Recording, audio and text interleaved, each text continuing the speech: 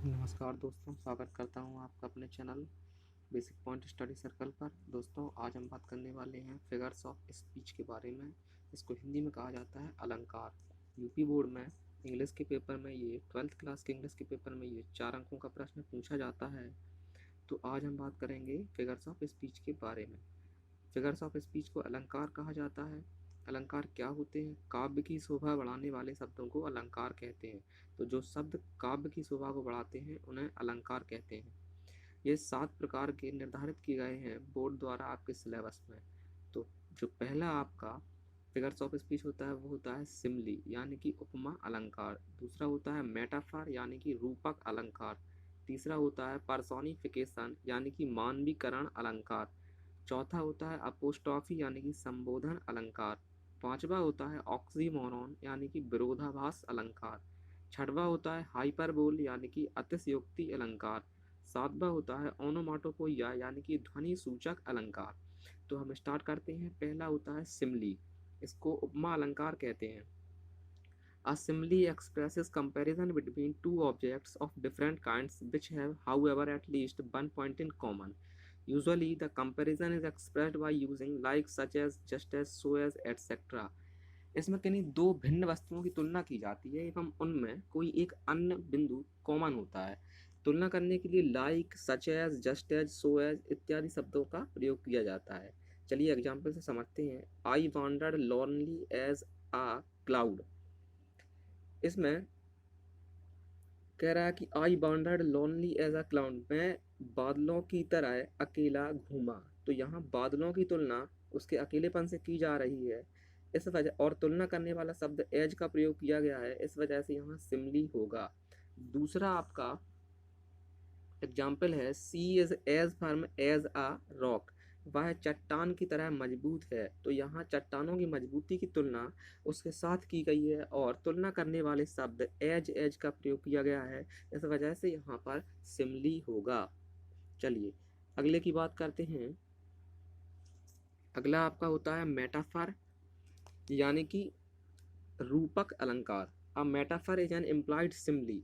Metaphor यानी कि जो रूपक अलंकार होता है वो एक छिपी हुई सिमली होता है। In a metaphor two things of the different kinds are compared but words of comparison like so as are not used at all.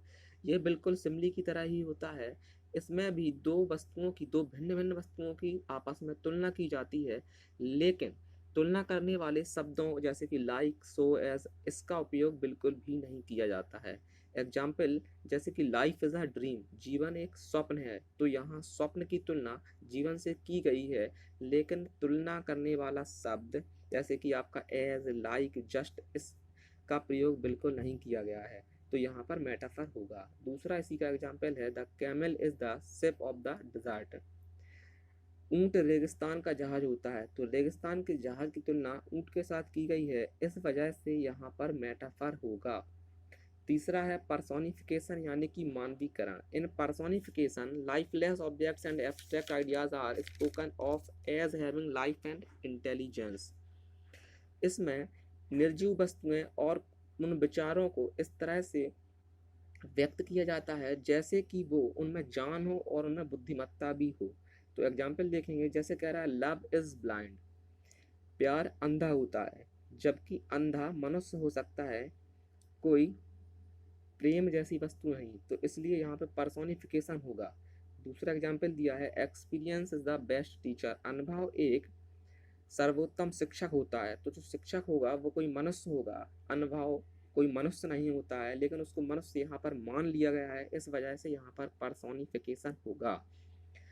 चौथा आपका होता है apostrophe. An apostrophe is direct address to the dead, to the absent और to the personified object और idea. Apostrophe में एक संबोधन चिन्ह का प्रयोग अवश्य किया जाता है। और अपोस्ट्रॉफी क्या होता है? इसमें किसी मृत व्यक्ति या कोई अनुपस्थित वस्तु या फिर किसी ऐसे विचार की ओर सीधा संकेत किया जाता है जो कि मानकीकृत किया गया है। जैसे एग्जाम्पल से समझेंगे, O death where is thy sting, ओ मृत्यु तेरा डंक कहाँ है। तो मृत्यु को संबोधित किया जा रहा है, जबकि मृत्यु कोई मनुष्य नहीं होती है। तो इस वजह से यहाँ पर अपोस्ट्रॉफी होगा। अगला है आपका life I know not what thou art. इसी तरह का ये भी है, इसमें भी अपोस्ट्रॉफी यानी कि एक्सक्लेमेशन मार्क का उपयोग किया गया है, इस वजह से ये भी अपोस्ट्रॉफी ही होगा। इसमें जीवन को संबोधित किया गया है। चलिए अगला हम देखेंगे। इसके बाद अगला होता है, इसके बाद आपका अगला होता है ऑक्सीमोरॉन यानी कि विरोधाभास अलंकार। In oxymoron two opposite qualities are added to the same thing. Oxymoron यानी कि विरोधाभास अलंकार में किसी एक ही वस्तु में दो भिन्न भिन्न गुणों की तुलना की जाती है या उन दोनों को जोड़ दिया जाता है। जैसे कि एग्जाम्पल देखेंगे, लाइफ इज बिटर स्वीट, जीवन एक कड़वी मिठाई है। तो मिठाई भी कह रहा है और कड़वी भी कह रहा है, तो दोनों में विरोधाभास हो रहा है, तो इस वजह से यहाँ पर ऑक्सीमोरॉन होगा। इसका दूसरा एग्जाम्पल देखेंगे, this is an open secret, यह एक खुला रहस्य है। तो रहस्य भी है और खुला भी है, इस वजह से यहाँ पे ऑक्सीमोरॉन होगा, क्योंकि यहाँ विरोध की स्थिति उत्पन्न हो रही है। इसके बाद आपका अगला अलंकार है हाइपरबोल यानी कि अतिशयोक्ति अलंकार। In hyperbole things are shown as greater और लेसर, बेटर और worse than they really are. अतिशयोक्ति अलंकार में वस्तुओं को बढ़ा चढ़ा करके या बिल्कुल घटा करके दिखाया जाता है जैसी वे होती हैं उससे, यानी कि जो वस्तुएं जिस तरह की दिखती हैं उन्हें वैसा ना दिखा करके या तो बहुत बढ़ा चढ़ा कर दिखाया जाता है या फिर बहुत घटा कर दिखाया जाता है, या फिर उन्हें बहुत अच्छा दिखा दिया जाता है या फिर बहुत बुरा। जैसे कि एग्जाम्पल होता है, सी वेप्ट ओशियंस ऑफ टीयर्स, वह सागर भर आंसू रोई।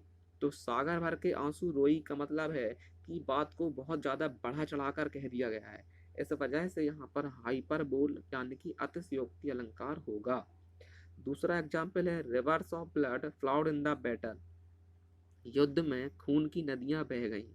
जबकि ऐसा संभव नहीं है कि किसी भी युद्ध में खून की नदियां बही हों, तो बात को बहुत ज़्यादा बढ़ा चढ़ाकर कहा गया है, इस वजह से यहाँ पर भी हाइपरबोल यानी कि अतिशयोक्ति अलंकार होगा।